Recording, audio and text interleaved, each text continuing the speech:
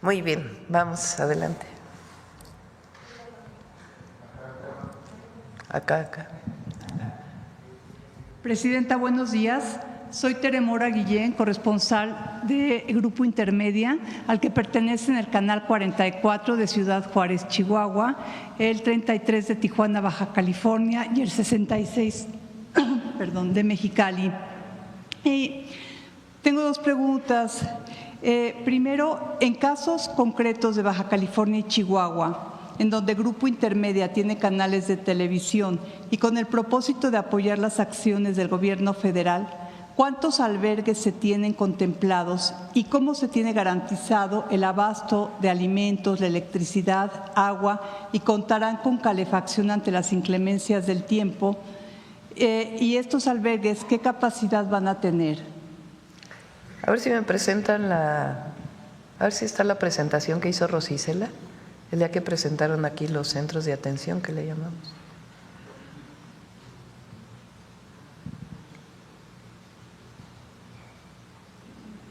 Sí, ahora si quieres lo presentamos. Muchas gracias. Para que se vea gráficamente.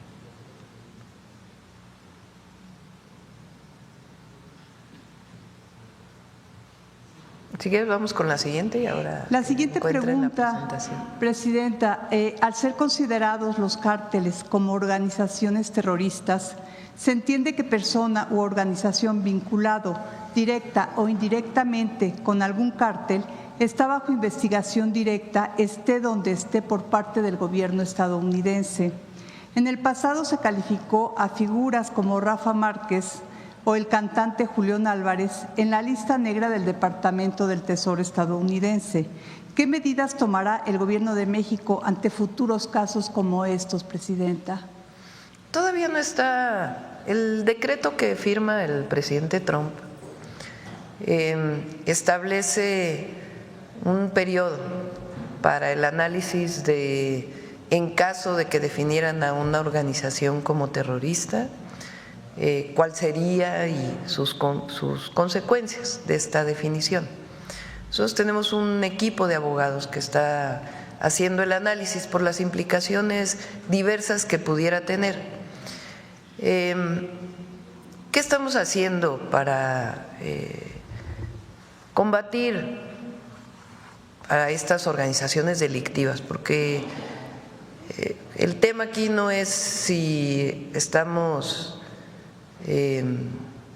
si ayuda, vamos a ponerlo así, la definición de organizaciones terroristas más allá de la propia definición a combatir a estas organizaciones. Esa es, digamos, la pregunta. ¿Y cuáles serían las implicaciones? Porque finalmente, ¿qué es lo que ha manifestado públicamente el presidente Trump? Que no quiere que llegue fentanilo a los Estados Unidos.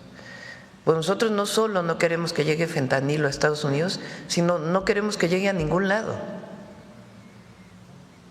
O sea, nosotros estamos combatiendo a estos grupos criminales y lo que queremos es la colaboración y la coordinación. Las decisiones unilaterales no ayudan, lo que ayuda es la colaboración. Entonces, lo que estamos haciendo es un análisis jurídico de qué implicaciones tendría para pues diversas organizaciones que no están vinculadas y que pudieran con esta decisión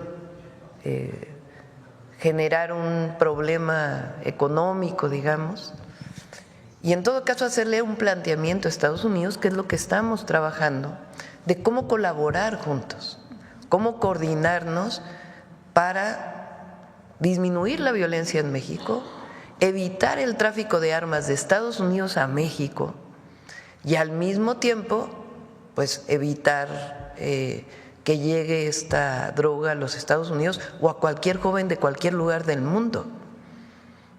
Entonces, ¿qué estamos haciendo nosotros?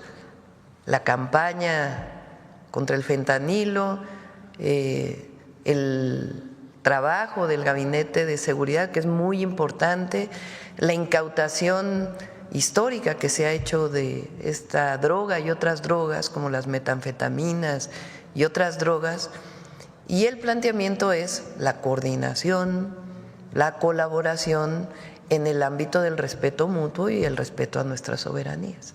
Y además tenemos un grupo de análisis de abogados que está haciendo estos análisis. Entonces, ¿cuál es el mensaje? Es ¿ayuda o no esta definición a evitar que el fentanilo llegue a cualquier joven de cualquier lugar del mundo? ¿Y ayuda esta definición a combatir a estos grupos criminales o no? Y en eso es en lo que estamos trabajando y en esta comunicación que estamos teniendo con el gobierno de Estados Unidos y que se va a fortalecer una vez que, digamos, se asiente el gobierno de Estados Unidos, que lleva, ¿qué? 4 días, ¿no? 5 días, desde el lunes, y que pues ya habrá los grupos de trabajo de alto nivel conjunto que nos permita colaborar, coordinarnos para la construcción de la paz en nuestro país, evitar la entrada de armas a México, evitar la llegada de fentanilo a cualquier lugar, a cualquier joven, a cualquier persona, y al mismo tiempo pues ir construyendo la seguridad y la paz con justicia. Muchas gracias, Vamos a ver si están los albergues. Nada más el mapa, que por cierto ahí estaba mal puesto Mexicali y Tijuana. Ahí está. En Baja California son 2 centros de atención que tienen en algunos lugares más espacios para albergues, o sea, porque albergues que te quedas ahí, ¿no? Y el objetivo no es que permanezcan ahí mucho tiempo las familias, depende de ellos, es voluntario o la persona, sino que los podamos trasladar ya con un empleo y todos los apoyos que se están dando a su lugar de origen o a donde ellos decidan. Entonces son 2 en Baja California, Tijuana y Mexicali, 1 en Nogales, Sonora, 1 en Ciudad Juárez, 1 en Nueva Rosita, en Coahuila, 1 en El Carmen, Nuevo León, y 3 en Tamaulipas, Matamoros, Reynosa, Nuevo Laredo. Hay personal de las distintas secretarías, se están montando estos centros de atención, esperemos que estén listos este fin de semana, y el lunes ya también incluso podemos presentarlos aquí, podemos mostrarlos, y la idea es que quien decida regresar de manera voluntaria o que por alguna razón sea deportado, podamos recibirlo con este programa que se llama México te abraza. Muchas gracias, presidenta. Perdón, una última pregunta para Jesús Ramírez. En estos foros en los que ha participado la ciudadanía, Jesús, para el próximo Plan Nacional de Desarrollo, ¿cuáles son los rubros por los que más interés ha mostrado la ciudadanía, Jesús, al participar?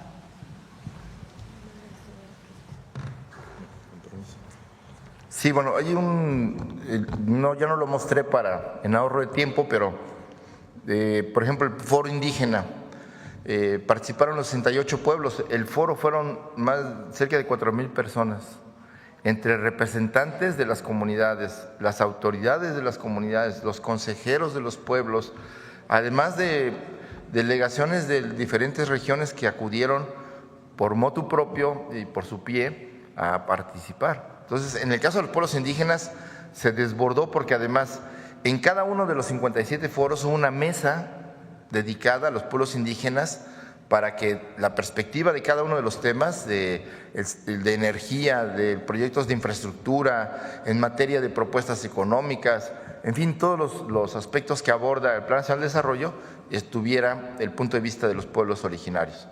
Y así, por poner otro ejemplo, que también fue muy participativo, por primera vez se consultó a los actores agrarios del campo en materia de propiedad social, ejidos y comunidades agrarias, participaron y hicieron sus propuestas sobre qué tipo de políticas debe seguirse en el campo para fortalecer, para que vivan bien los campesinos, para que quienes nos dan de comer puedan comer bien, para tener una vida digna en el campo y para que como actores sociales de la propiedad social sean reconocidos por ejemplo, los ejidos y las comunidades. En el caso de economía, hubo una alta participación de empresarios digamos, tanto de organizaciones gremiales, empresariales, como de sectores importantes de empresarios de alto nivel que tienen empresas importantes en todo el país y como pequeños y medianos empresarios. Entonces, de tal manera que la pluralidad, no podría decir que hay algún tema donde hubo más participación. Creo que los indígenas y campesinos han participado muy fuertemente, pero también los maestros, los trabajadores. Y bueno, quizá un elemento novedoso también son los jóvenes, porque hubo más de 10 foros de jóvenes en todo el país y la participación fue muy alta. Es lo que podía comentar. Muchas gracias, Jesús.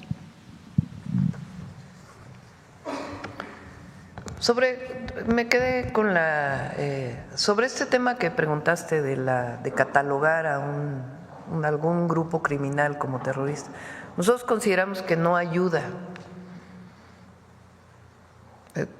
sino que lo que ayuda sería la colaboración y la coordinación conjunta. Y nosotros tenemos una estrategia integral.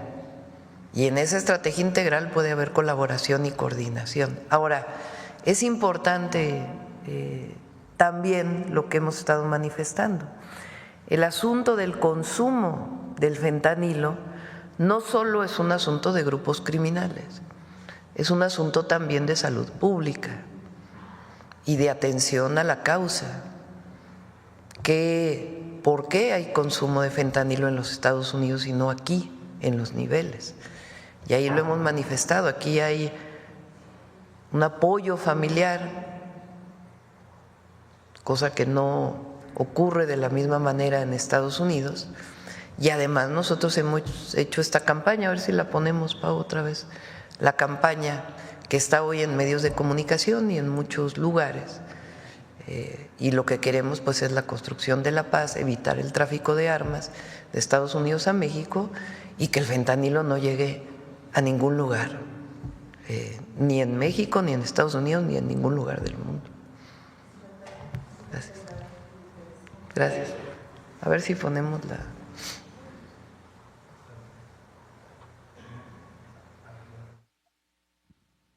El fentanilo te mata y lo ponen en otras drogas para engancharte. Te destruye los músculos y el cuerpo, causa paranoia y pensamientos suicidas. Provoca paros respiratorios y ataques cardíacos. Mata tus neuronas y el cerebro. Aléjate de las drogas.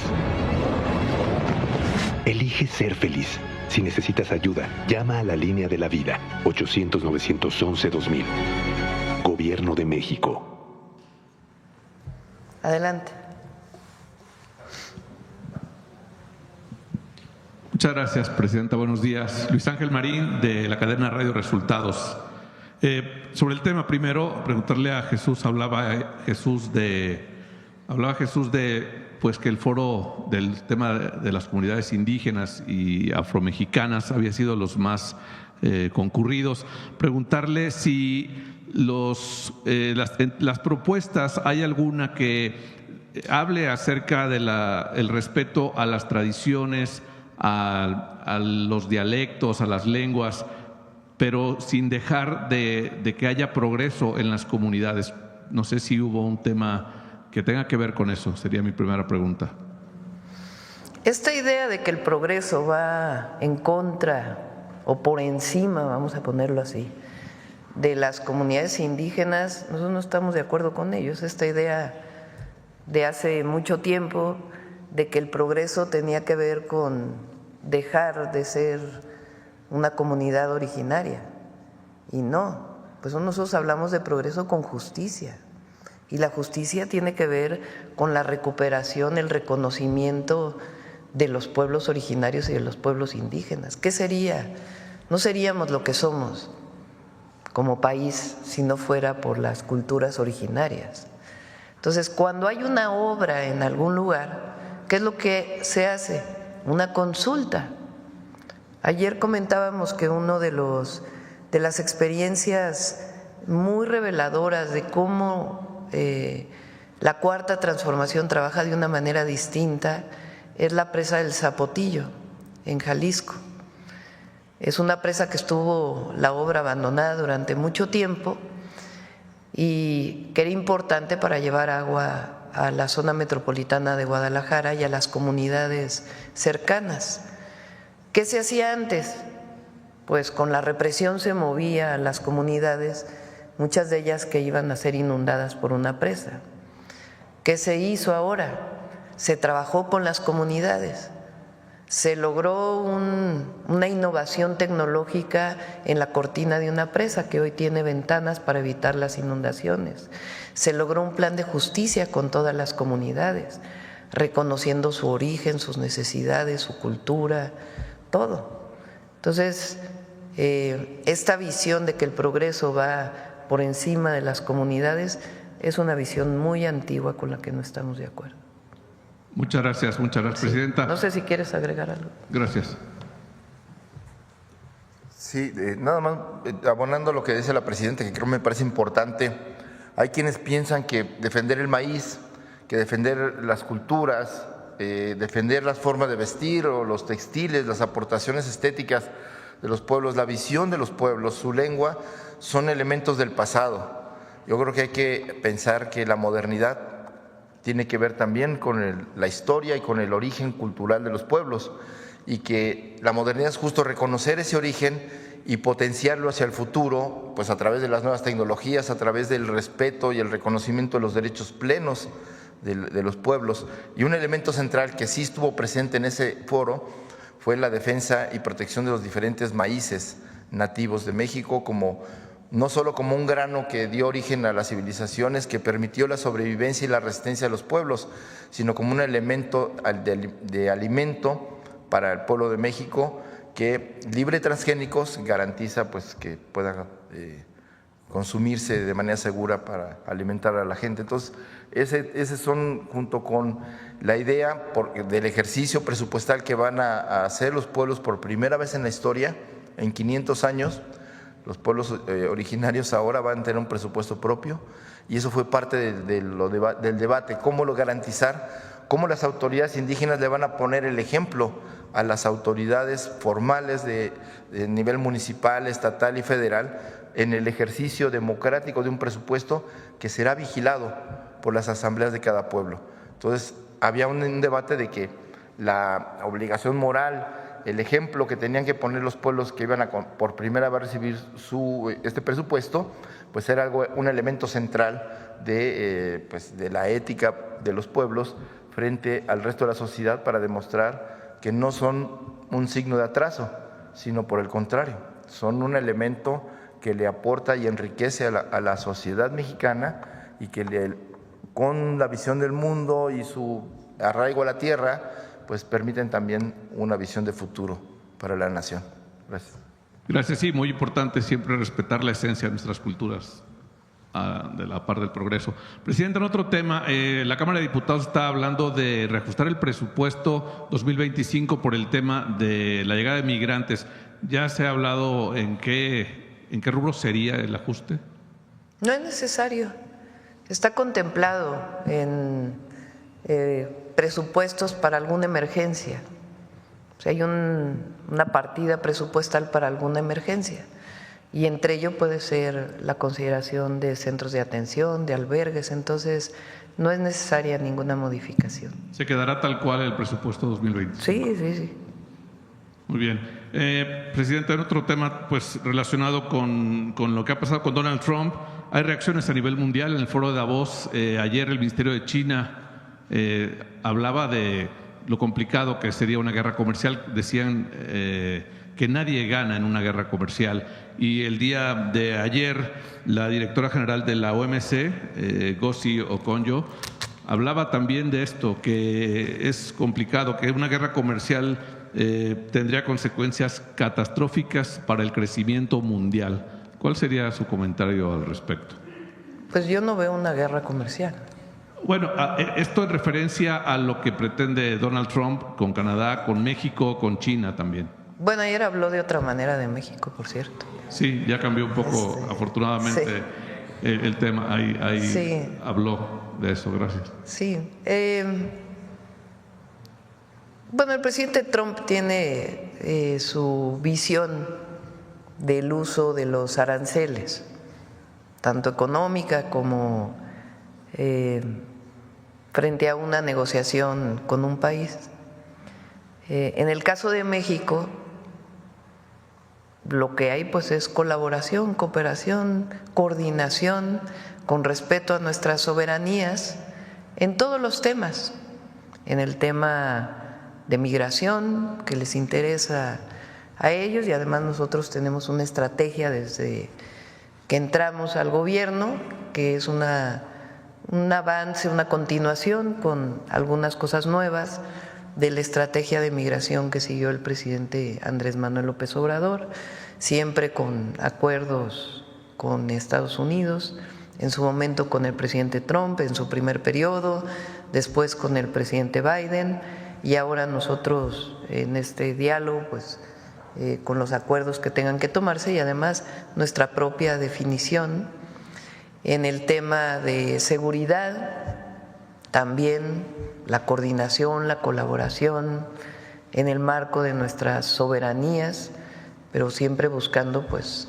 los objetivos comunes en el marco de cada uno, y nuestra visión de que la atención a las causas es fundamental, además de disminuir la impunidad en esta estrategia de 4 ejes. Y en el tema comercial, pues como lo he dicho, el decreto que él firma en este tema en particular con México plantea pues que inicie la revisión del tratado, que tiene su revisión en el 2026.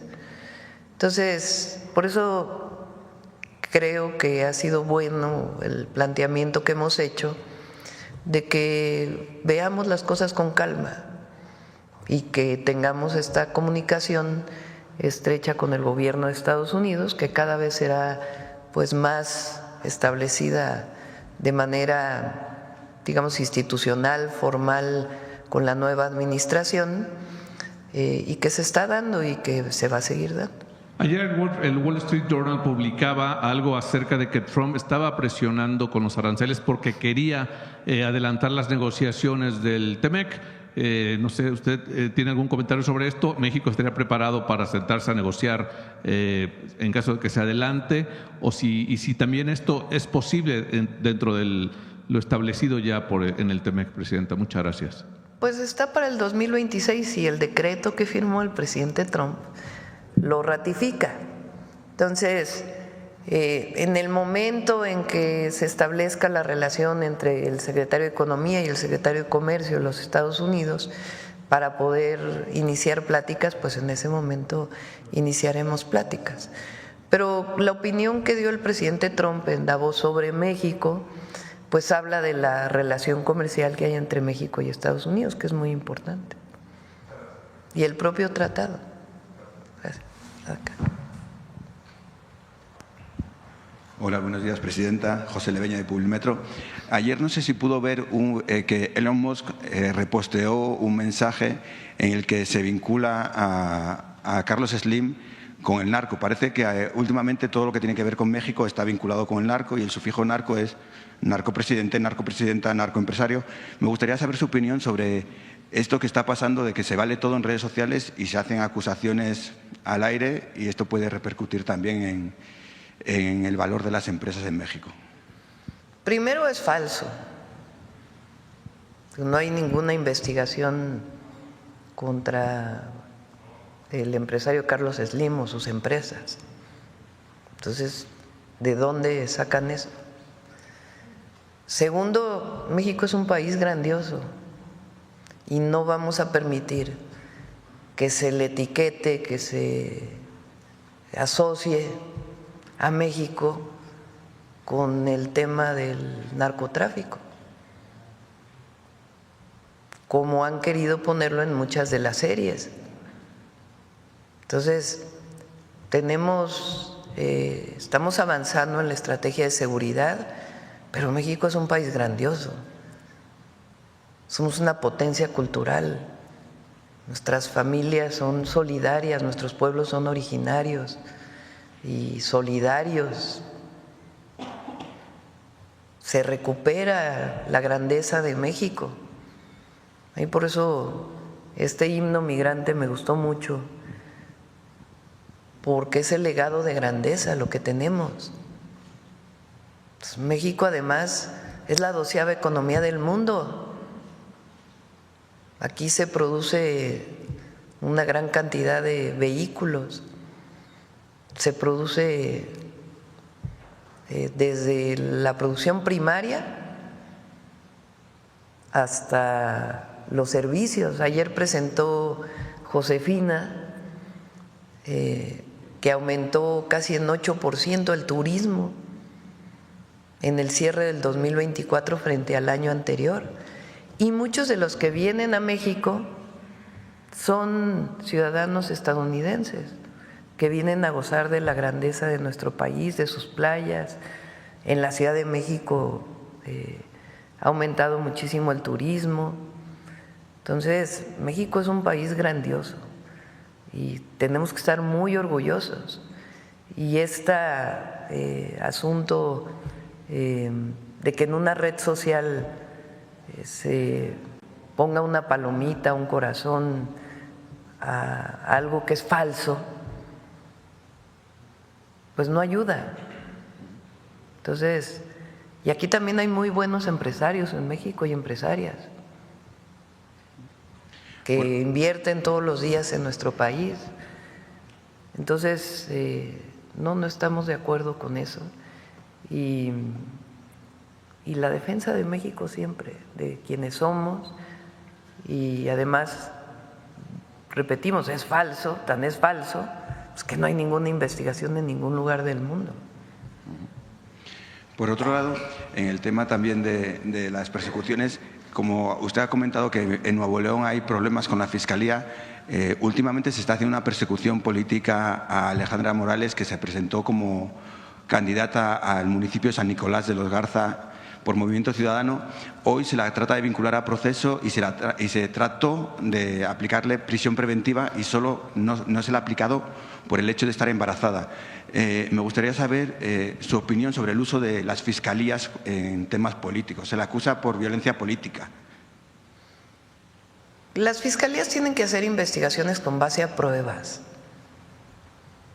con base a las carpetas, a las pruebas que tienen para construir sus carpetas de investigación. Entonces, el uso político no debe ser, pero no conozco este caso, la verdad. No podría yo determinar, tendría que determinar la Fiscalía. La declaración por la que se le acusa es que le dijo a Liliana Olivares del PAN: definitivamente es vergonzoso que mujeres como ella estén en cargos de poder para no poder, porque realmente no puede tomar ni siquiera una decisión. Y por eso es que se le está vinculando a proceso. No. Si este es el caso, pues no estoy de acuerdo. No, las fiscalías tienen que actuar con pruebas y no políticamente. Eso. Y ya por último, ayer, previo a los 100 días de gobierno de Clara Brugada, se entregaron los primeros apoyos a los varones, de 60 a 64 años. Usted lo prometió el 1 de octubre, habló que se iba a aplicar. ¿Cuándo se va a extender al resto del país? Porque estoy seguro que muchos varones están deseando. Bueno, a ver, el programa, y así lo defiendo yo, es para mujeres. Los estados pueden, por supuesto, dar la parte que le corresponde a los varones. ¿Y por qué? Las mujeres hemos estado vinculadas a los cuidados, no porque deba ser así, siempre lo aclaro. Tenemos que colaborar en el cuidado del hogar, en el cuidado de los hijos, la pareja, porque hay distintas parejas, pero en particular en la pareja hombre-mujer, pues tienen que colaborar los dos en el hogar. Esta idea de catalogar, de orientar a que las mujeres somos las que tenemos que lavar los trastes, trapear, llevar a los hijos a la escuela, cuidarlos, es esta idea del pasado de que la mujer era la que se quedaba en el hogar y el hombre salía a trabajar. Todos tenemos que colaborar en el trabajo de los cuidados, pero las mujeres hemos sido las que estamos vinculadas a los cuidados. Entonces, lo digo así siempre en las asambleas desde la campaña y lo pregunto al auditorio en las asambleas, ¿quiénes somos las que nos dedicamos al cuidado de los hijos? Y unánimemente varones y mujeres dicen las mujeres. ¿Quiénes somos las que principalmente estamos cuidando del hogar? Las mujeres. ¿Quiénes somos las que, de broma siempre digo, cuidamos hasta los maridos? Sí, porque es algo que parece que esa es la tarea que se nos ha dado y la hemos desarrollado, repito, no porque sea correcta, pero así ha sido.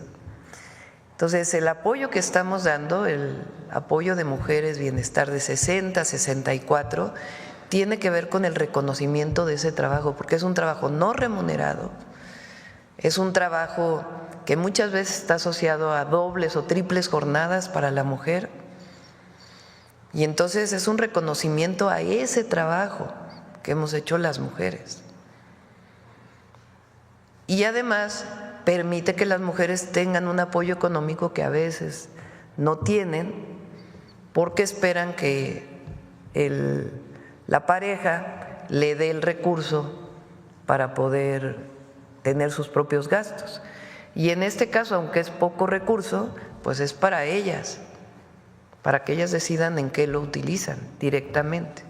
Entonces, parte de este sistema de cuidados que estamos desarrollando, que tiene que ver también con los CESIs de los que hemos hablado, para que las mujeres puedan trabajar y puedan dejar a sus hijos en un lugar seguro, educativo, de cuidados. Entonces, a nivel nacional va a ser para las mujeres. En el caso de la Ciudad de México, Clara tomó la decisión de que fuera universal. También en Tabasco, el gobernador May también está impulsando esto, y nosotros por lo pronto lo vamos a dejar para las mujeres. Acá.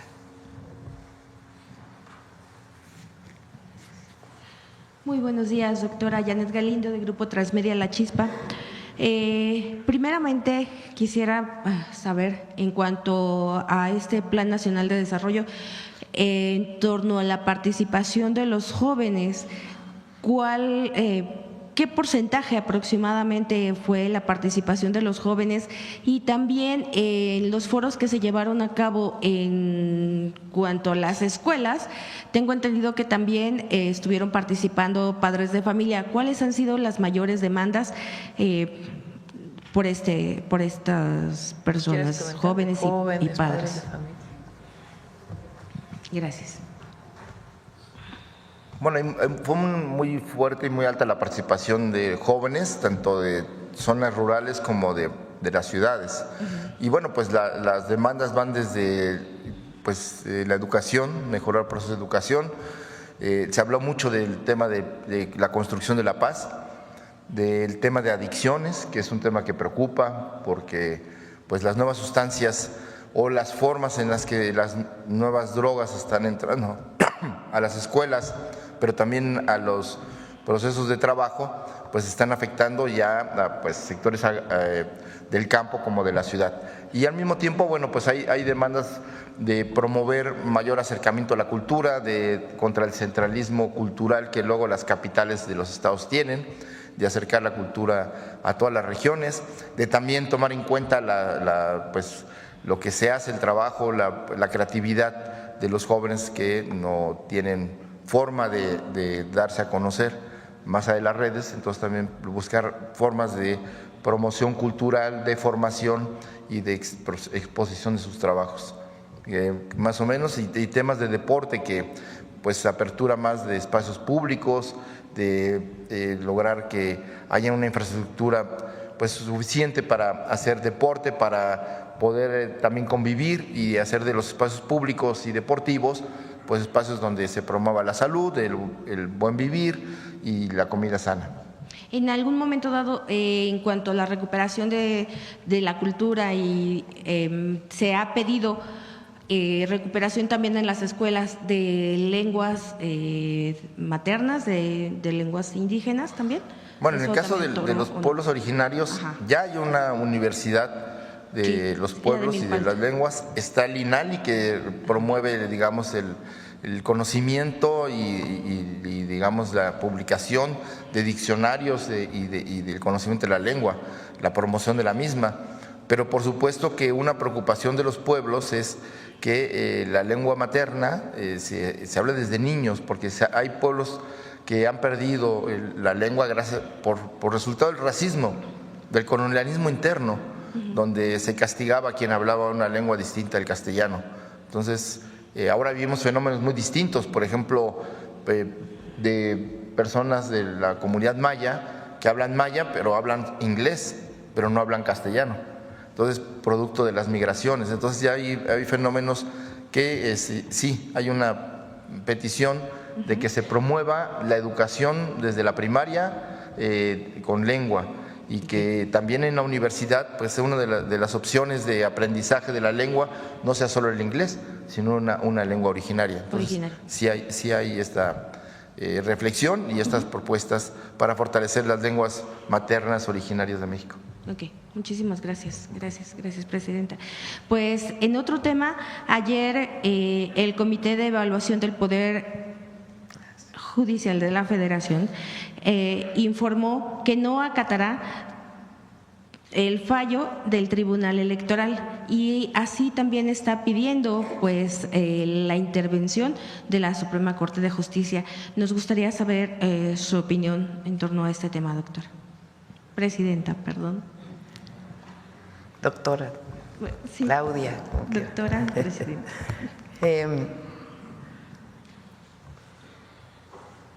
Se empeña el Poder Judicial o algunos ministros y ministras de la Corte en que no salga la elección, nada más que ellos ya se van en agosto.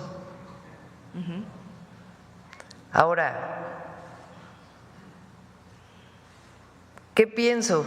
Que hay que resguardar los derechos de quienes se inscribieron.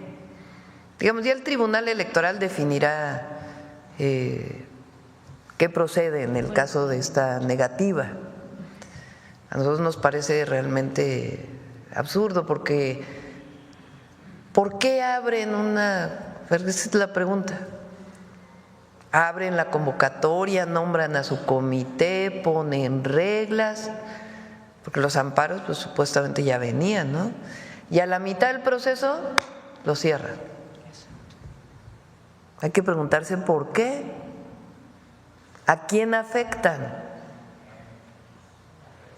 Pues a las personas que se inscribieron con el Poder Judicial. ¿Qué pretenden? ¿Que no siga el proceso? Eso no va a ocurrir. Entonces el Tribunal Electoral, la Sala Superior, tiene que determinar qué hacer para resguardar los derechos de las personas que se inscribieron con el Poder Judicial, dado que el Poder Judicial se niega a seguir con su proceso. Puede dividir, por ejemplo, entre los otros dos comités, por decir algo, una hipótesis,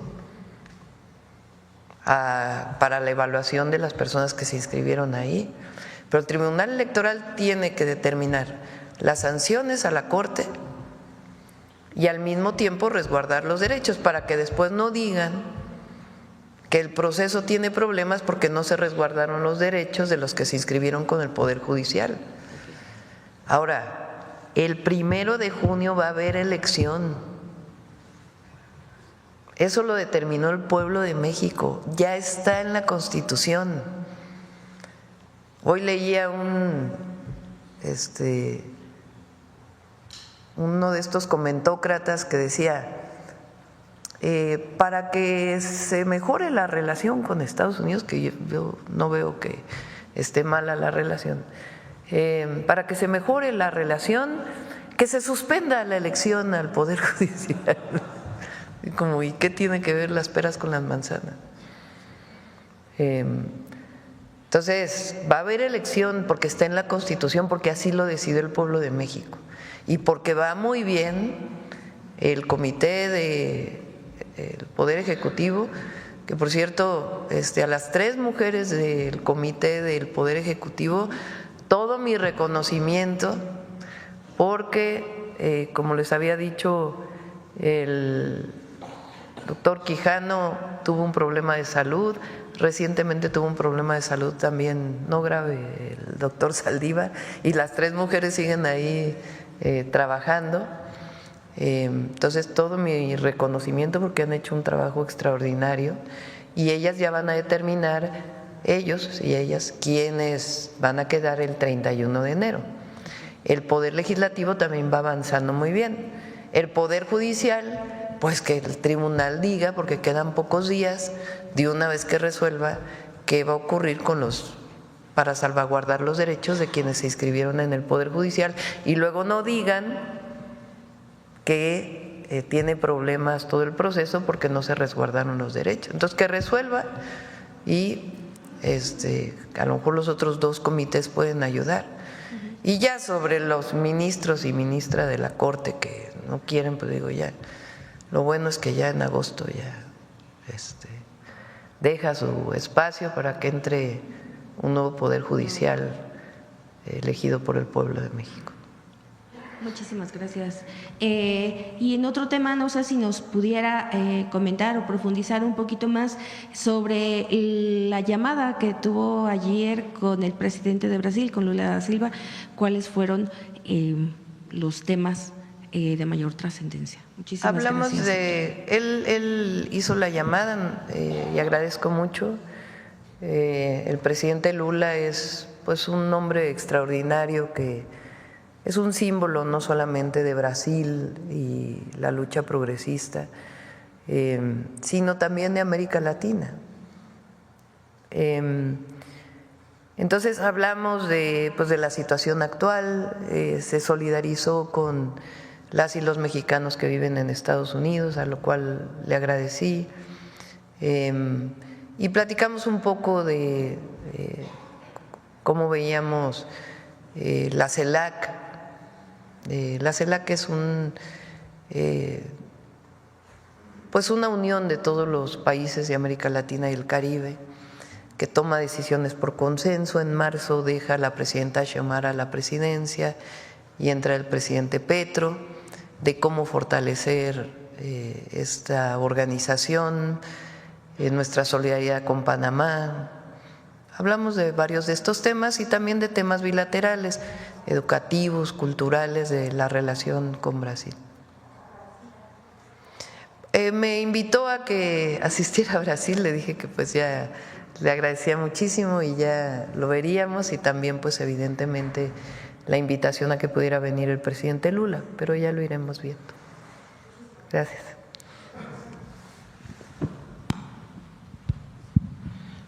Presidenta, muy buenos días. Ramón Flores, del Centennial Informant de Humanoid de Inglaterra, y funcionarios que la acompañan. Retomando el tema del compañero de la Fiscalía de Nuevo León, existe en el estado de Nuevo León una tremenda crisis de seguridad jurídica que se ha ido agudizando a medida que las fuerzas políticas predominantes siguen tratando de tener mayoría en el Congreso local para conservar el control de la Fiscalía General de Justicia y el Tribunal Superior de Justicia, y con ello impedirle al Poder Ejecutivo que pueda gobernar. Ambas instituciones de procuración de justicia están controladas de manera mafiosa por los partidos de oposición en aquella entidad, por el PRI y por el PAN. Hasta nuestra redacción llegan constantemente denuncias de violaciones a los derechos humanos de los neoleonenses perpetradas por los funcionarios de la Fiscalía, quienes en contubernio con los jueces penales siembran el terror de las personas que tienen la desgracia de acudir a dichas instancias. Como botón de muestra le traigo en esta ocasión el caso de una conocida empresa familiar con más de 70 años de servicio, la cual está siendo afectada por el actuar faccioso de la Fiscalía General de Justicia en complicidad con el Poder Judicial de dicho estado. Esto debido a que es del dominio público que estas instituciones son controladas por personajes políticos y funcionarios de desde cuyos espacios de poder están alineados al priista Adrián de la Garza Santos, actual presidente municipal de la ciudad de Monterrey, capital del estado, quien aspira a ser el siguiente gobernador. Es del conocimiento por parte del Foro de Abogados que este personaje político, Adrián de la Garza Santos, es quien controla y dirige estas instituciones de justicia al grado de despojar a familias neoleonesas de sus bienes, quien usa a su hermano Filiberto de la Garza Santos y a su sobrino Filiberto de la Garza, ambos de profesión abogados, quienes fabricando delitos en perjuicio de ciudadanos de dicha localidad con el apoyo y contubernio de los titulares de tales instituciones para así lograr su cometido.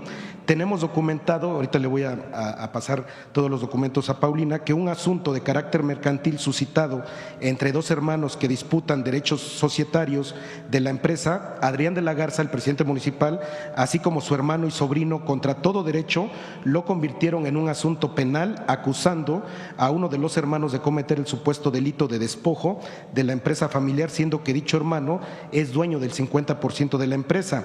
El mecanismo que usan para apropiarse de grandes cantidades de dinero, propiedades y valores consiste en presentar denuncias y de inmediato decretan el aseguramiento de los bienes.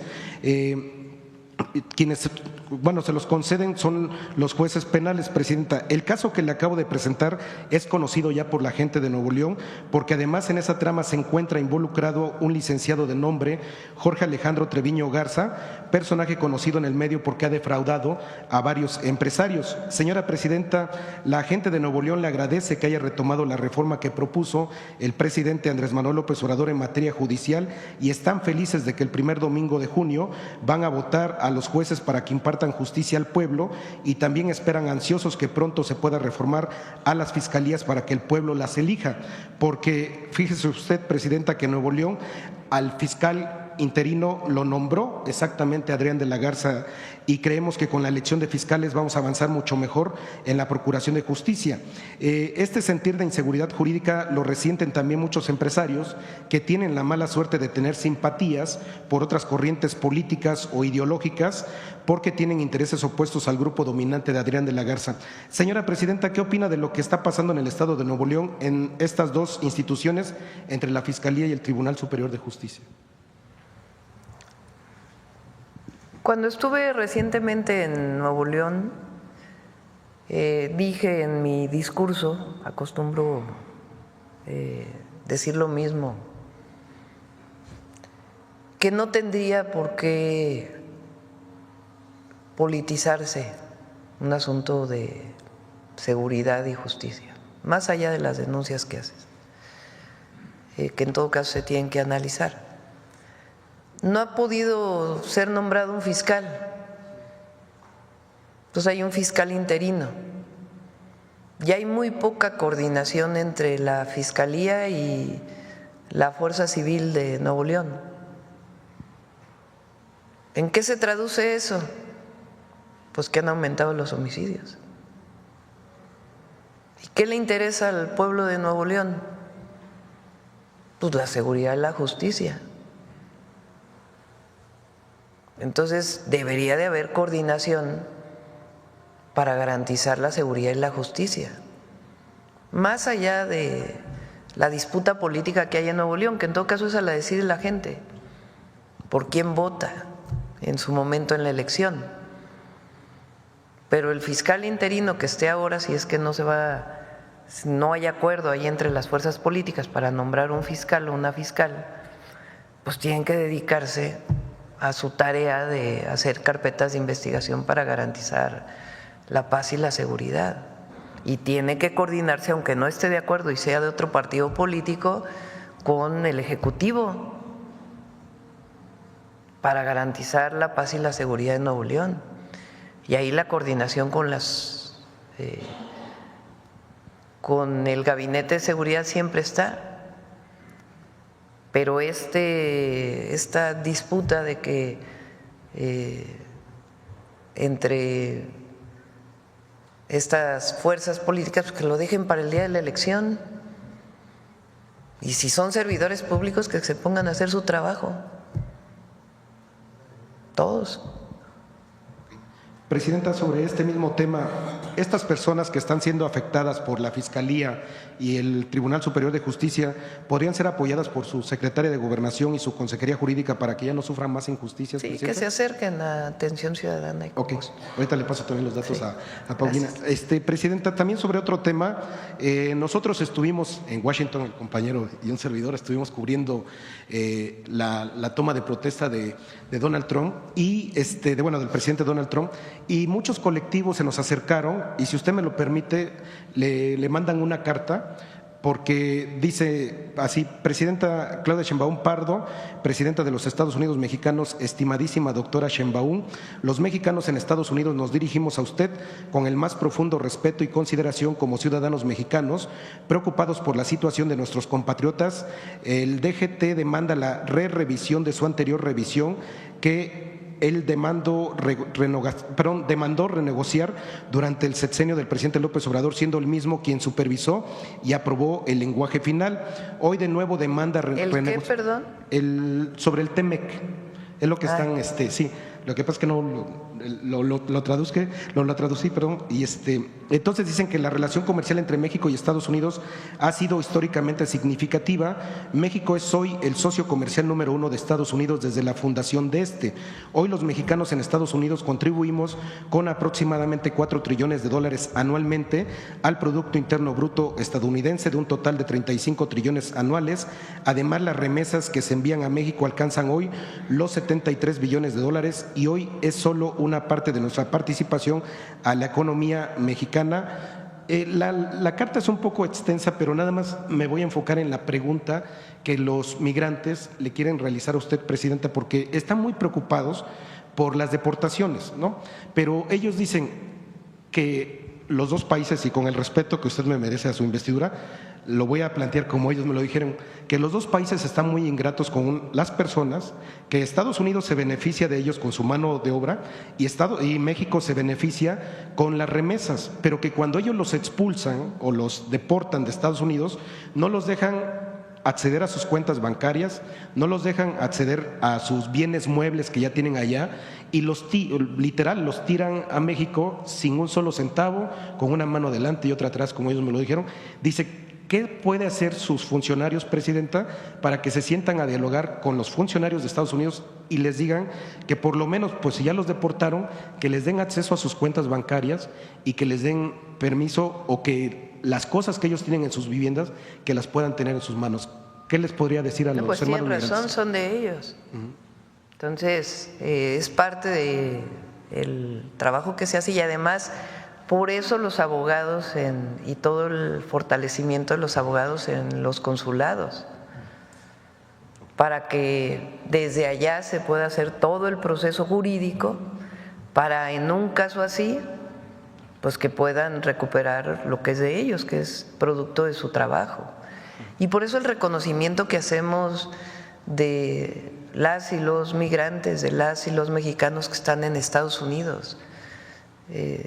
Nunca había habido este reconocimiento que hacemos, y estamos ahí para protegerlos, para ayudarles, y en caso de una situación así, jurídicamente, para apoyarlos, para ayudarles, y también la reivindicación del trabajo que hacen. Ayer, pues lo que presentó la compañera María Teresa de esta organización, que hace esta valoración de lo que significa los latinos y particularmente los mexicanos en Estados Unidos. Entonces, ahí estamos para estar con ellos. Y también, que ayer vi en la red que decían un mexicano en Estados Unidos, que la presidenta no se preocupe mucho por nosotros, sino que se preocupe por el pueblo de México, los que viven en México. Pues nos ocupamos de los dos, no es preocupación, es ocupación. La responsabilidad de la presidenta es proteger a los mexicanos en cualquier lugar del mundo donde se encuentren, en nuestro país y en otros lugares, y particularmente en Estados Unidos. Y es con la Cuarta Transformación que hacemos un reconocimiento de las migrantes y los migrantes en Estados Unidos, lo que le dan a México y lo que le dan a Estados Unidos. Eso no había existido nunca. Fíjense, a ver, ¿por qué no pones lo de las deportaciones con los presidentes? Con Bill Clinton, ¿quién estuvo con Bill Clinton? ¿Qué presidente estuvo con Clinton mexicano? Cedillo. Cedillo. Fíjense, a ver si ponen la gráfica.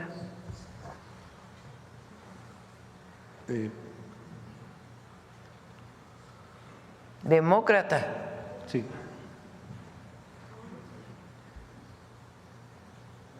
Más allá de… Pero estamos hablando de deportaciones de mexicanos Sí. a México. Oiga, presidente. También hay que decirlo, van, y ayer lo dijo María Teresa, ahora van muchísimo menos mexicanos a Estados Unidos de lo que iban antes, gracias a la Cuarta Transformación y a la fortaleza económica de México. Pero miren, vale mucho la pena.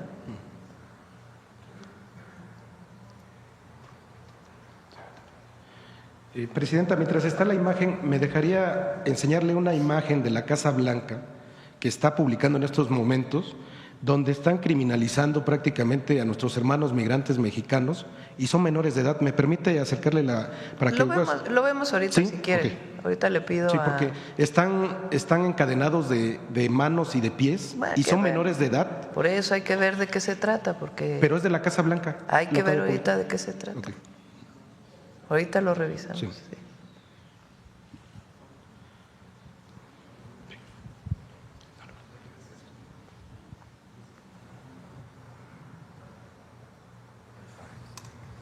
No, es la de los presidentes. Viene con todos los presidentes el número de deportaciones. Ahorita lo revisamos. Muchas gracias, presidenta. Gracias. Sí.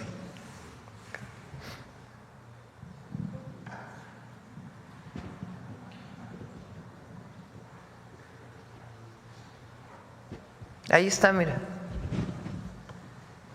Miren Bill Clinton, el número de deportaciones de mexicanos. Por año, 1 millón en el 2000.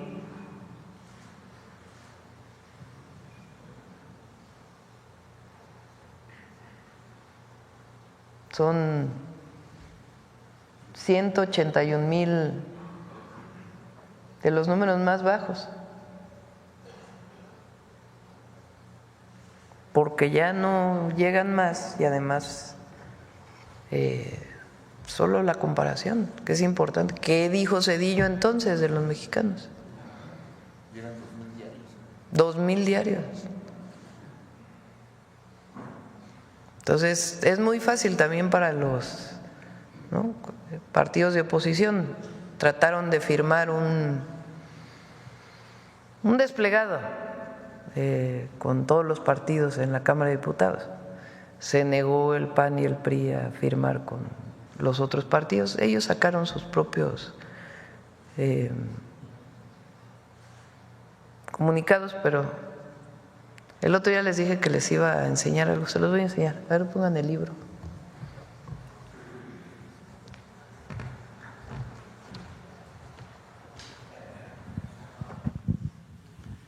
Miren, este es nada más para que, esto es histórico, no sé si conocen este libro de Labastida, Francisco Labastida Ochoa, La duda sistemática, autobiografía política, epílogo de Luis Rubio. Al final de la jornada electoral, página… A ver qué página es. 218, a ver si corresponde, porque es fíjense, durante esas horas finales hubo mucha tensión al final de la jornada electoral, 2000 estamos hablando, ¿no? La elección de Fox.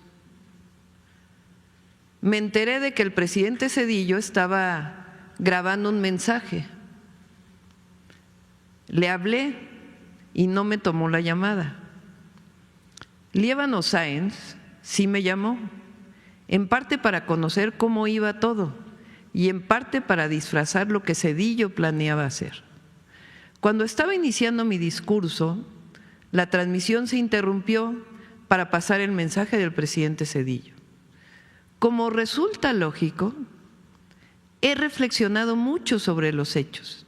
Para los jóvenes, Francisco Labastida era el candidato del PRI a la presidencia de la República en el año 2000. Y como todos sabemos, ganó Fox esa elección. La primera vez que el PRI no ganaba la presidencia y que ganaba el PAN. Como resulta lógico, he reflexionado mucho sobre los hechos que se dieron ese día, como de interrumpir mi intervención cuando estaba dando el mensaje Labastida entre el mensaje de Zedillo. Y me pregunto, ¿fue casual que Zedillo me entregara el partido quebrado financieramente? También dudo de que fuera fortuita la falta de solidaridad al negarse que se difundieran desde mi campaña los logros económicos de su gobierno. No, bueno, sigue después, ¿verdad? Y sus instrucciones a los gobernadores para que torpedearan mis giras. ¿Qué lo motivó a Zedillo para, de acuerdo con este libro, boicotear de alguna manera la campaña de Labastida? ¿Qué lo motivó?, se pregunta Labastida en su libro. La razón principal podría ser esta: cuando el gobierno de Estados Unidos le hizo a México el préstamo de $40,000 millones para afrontar la crisis desatada por el error de diciembre, entre comillas, la crisis económica del 94, negociación que el presidente Zedillo gestionó personalmente. Se le demandó el compromiso, o sea, de parte de Estados Unidos, para prestar los $40,000 millones, dicho por Labastida, que el presidente Zedillo gestionó personalmente. Se le demandó el compromiso de propiciar la transición democrática y que para ello el PRI dejara de gobernar. La ciudadanía así lo quería y él entregara la presidencia a la oposición.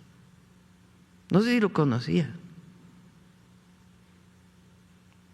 O sea, en este libro, Labastida dice que hubo una negociación entre Estados Unidos, no dice quién,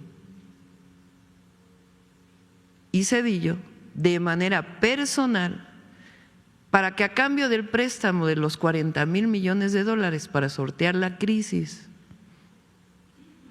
del 94, el PRI entregara la presidencia.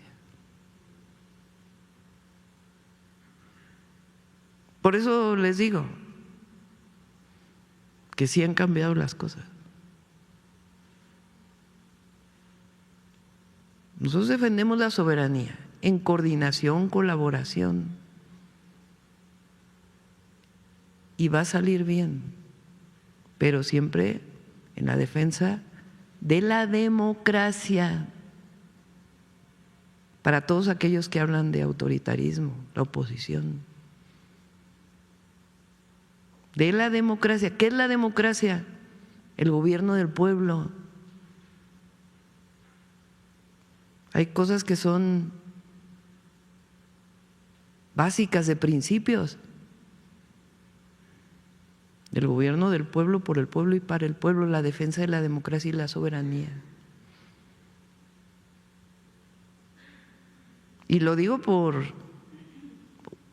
quiénes son los que hablan desde el principio de que se catalogara a los grupos criminales, de que entrara a Estados Unidos.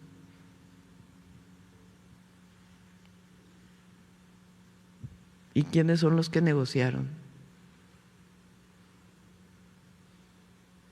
Dicho por Labastida, ¿eh? También lo dijo Madrazo.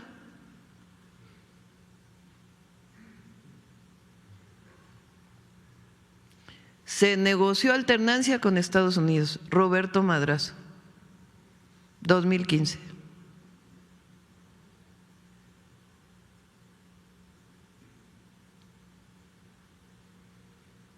Ahí se las dejo para el fin de semana, para que la analicen. Lo platicamos el lunes nuevamente, porque esto es historia, ¿eh?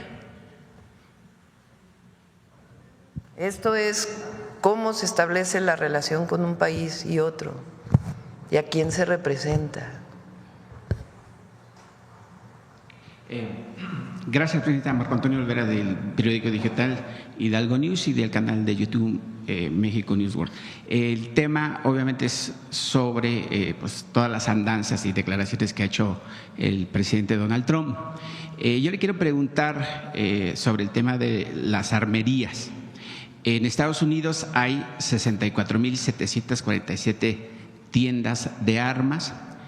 Estados Unidos son los proveedores de las armas a los grupos delincuenciales en México, y ellos, por supuesto, son los responsables del terrorismo que se genera en México, pues cuando estuvo Calderón, porque fue un gran promotor de pues, una guerra sangrienta en nuestro territorio. ¿Cuál es el trabajo de su gobierno, que sé que está en ese tema, para el tema de las garitas, el tema del ejército, el tema de la marina? ¿Cuál es la corresponsabilidad de ellos? Porque al país, pues obviamente las armas no llegan volando, llegan a través del mar, los mares, a través de las garitas y por supuesto también en los aeropuertos. Presidenta, ¿cuál va a ser su trabajo, digamos, más fuerte en ese sentido para que no se permita la entrada de esas armas al país? Esa es la colaboración y la coordinación de la que hablamos con el gobierno de Estados Unidos sobre diversos temas, y en particular uno que nos interesa mucho a nosotros, que es la entrada de armas de Estados Unidos a México. Mucho tienen que hacer ellos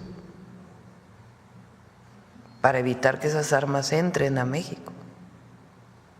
Entonces, por eso es la colaboración, que tiene que ver con fronteras seguras, que tiene que ver con atención a las causas, que tiene que ver con información, inteligencia e investigación en el marco del respeto internacional y el respeto a nuestras soberanías, pero con coordinación y colaboración para estos temas.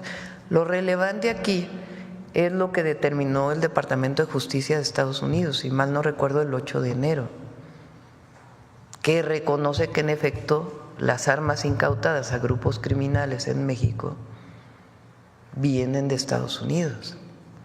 Y eso es lo que se ha estado insistiendo también desde el gobierno del presidente López Obrador. La demanda que hizo en su momento el canciller Marcelo Ebrard y secretario de Economía, muy importante, a las armerías y a las productoras de armas. Entonces, es relevante pues en la relación México-Estados Unidos y el trabajo conjunto que se tiene que hacer para la construcción de la paz, siempre en el marco, repito, de nuestras soberanías. Además de ese convenio, digamos, o ese diálogo abierto de tú a tú de la presidencia que usted encabeza y obviamente Donald Trump, ¿cómo defenderá a México el hecho de que ya no, o sea, nos pueden decir, sí, ya no van a mandar armas, pero al final del día, pues los grupos delincuenciales y obviamente los grupos fácticos, pues hacen hasta lo imposible por cumplir sus cometidos, ¿no? La estrategia de seguridad que tenemos tiene que ver con los dos ejes. Voy a insistir en esto porque es muy importante. Y estamos dando resultados y se van a dar resultados. Por cierto, mi solidaridad con lo que pasó con la familia en Sinaloa, le pedí a la secretaria Rosicela que entrara en contacto con ellos. Se hizo un refuerzo en Sinaloa hace unos días y diario estamos revisando los resultados y avanzando, y el secretario de Seguridad ha estado ahí y va a seguir ahí, el secretario de la Defensa, de Marina, hay una gran coordinación y colaboración en el Gabinete de Seguridad. Pero es integral la estrategia. tiene que ver con la atención a las causas, que por más que la oposición diga lo que diga, es fundamental, porque nosotros no queremos que ningún joven mexicano se acerque a un grupo delictivo como pensando que es una opción de vida cuando es una opción de muerte.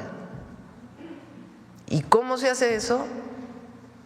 Que tengan acceso a los derechos, a sus derechos, el derecho al empleo, el derecho a la escuela, el derecho a vivir plenamente, y para eso son los programas de bienestar, y para eso estamos ampliando el número de preparatorias, el número de universidades, para esos jóvenes construyendo el futuro, para eso el trabajo que estamos haciendo territorial ahora, para que haya presencia del gobierno federal, estatales, cuando hay coordinación en distintos lugares del país, atender a las causas, pero también fortalecer a la Guardia Nacional y también avanzar en la cero impunidad, como fortaleciendo la inteligencia y la investigación y la coordinación con la Fiscalía para hacer carpetas de investigación que lleven a detenciones en el marco de la ley, y también la coordinación integral y un poder judicial que esté para servir al pueblo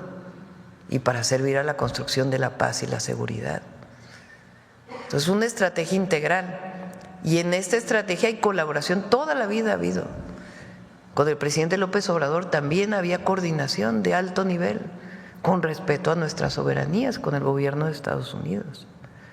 Y es todos los días estar trabajando en ello.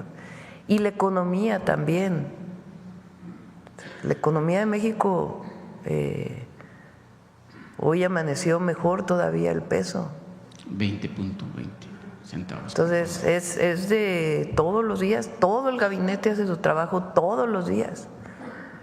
Y la coordinación, y nosotros con nuestros principios además, ahora vamos a la Mixteca, una de las zonas que históricamente fueron más olvidadas, que apenas llegó el presidente López Obrador, y el programa Sembrando Vida tiene una presencia muy grande en la Mixteca. Vamos a la Mixteca oaxaqueña ahora, porque nosotros, nuestro principio, por el bien de todos, primero los pobres. Gracias, presidenta. Una segunda pregunta, si me lo permite, no menos importante que la que abordamos. El tema de la iniciativa de ley que usted va a mandar ya a la Cámara con respecto a la eliminación de los senadores y diputados plurinominales. En ese sentido, Gerardo Fernández Noroña, el senador en la Cámara Alta, se opone a que desaparezcan estas figuras que para mí representan unos floreros, porque son los que hacen más cara la democracia mexicana. La democracia mexicana es los votos que ejercemos los mexicanos son uno de los más caros en el mundo, incluso de comparación con países de Europa. En ese sentido, presidenta, pues pareciera que Gerardo Fernández Noroña está dedicado a defender a gente pues entreguista, como son los diputados y senadores del PAN, la señora Telles, el señor Ricardo, la señora Rabadán y por supuesto ahí Sergio Mayer, que realmente pues yo no sé cómo llegó a la Cámara Baja. Él dice que usted lo llamó personalmente para que formara parte de las filas de Morena. ¿Cómo vamos o cómo se va a arreglar ese tema, presidenta? Pues porque pues Gerardo Fernández Noroña defiende una posición que ya es pues obviamente anquilosada para la democracia mexicana, y un proyecto que usted está encabezando que además va de avanzada. Primero vamos a enviar el de la reforma de no reelección y no nepotismo. Esa la vamos a enviar en febrero, que es una reforma constitucional para que en ningún puesto de elección popular haya reelección, regresar a la Constitución de 1917 y a una de las grandes consignas que movilizó la Revolución Mexicana con Francisco I. Madero. Entonces, esa es la primera. La segunda es no nepotismo. ¿Qué quiere decir? Que en los puestos de elección popular no pueda ser de manera directa en el siguiente periodo la elección de la esposa, el esposo, el hijo, la hija, familiares de manera directa en el siguiente periodo, porque se presta a que haya una continuidad y el uso de recursos para que quede un familiar. Entonces, esas dos reformas las vamos a enviar a principios de febrero y tienen que ver con reformas electorales. Y ahora estamos con un grupo de trabajo. Yo estoy en contra de las listas de plurinominales, porque para ser elegido, elegida, pues hay que trabajar en territorio, hay que ganarse el voto de la ciudadanía. ¿Qué plantea Gerardo? Que tiene que haber representación de las minorías, Por ejemplo, en el Senado, ¿cómo se conforma el Senado de la República? Se conforma con los 2 representantes populares que ganan la elección, por el partido que gana la elección, y la primera minoría. O sea, si saliste en segundo lugar como senador o senadora, son 2 personas las que aparecen en la lista, ¿no? El primer lugar y el segundo lugar. Entonces, ahora el INE exige que sea mujer, hombre, o sea, que haya paridad, que no en todos lados siempre aparezca el hombre arriba o la mujer, sino que haya paridad. Pero, por ejemplo, aquí en la Ciudad de México estuvo Ernestina Godoy y Omar García Harfuch. Entonces Omar aparecía en primer lugar, Ernestina en segundo, porque hubo un acuerdo ahí en Morena de que quien había participado en la elección pudiera participar de senador. Ahora los 2 trabajan conmigo, afortunadamente, y fueron sus suplentes quienes tomaron el lugar. Pero así aparecía 2. Entonces, ¿quién gana la elección en la Ciudad de México para senador? Morena. Entonces entran ellos 2 de senadores.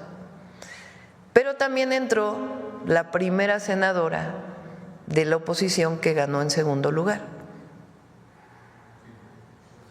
Cintia, que también, por cierto, está con el Movimiento de Transformación. Así en todos los estados, entran los 2 primeros y luego la primera minoría. Ahí hay una representación de la minoría, de quien quedó en segundo lugar, como también ocurre, por ejemplo, en los casos de las presidencias municipales que entran por planilla y hay un porcentaje para cada partido. Entonces, Gerardo, ¿qué plantea? Que haya representación de las minorías. Habría que preguntarle a él si lo que defiende es la lista o la representación de las minorías. Entonces, lo que está, aparte en el Senado hay una lista. Entonces hay los 2 que ganan, la primera minoría, y las listas de plurinominales.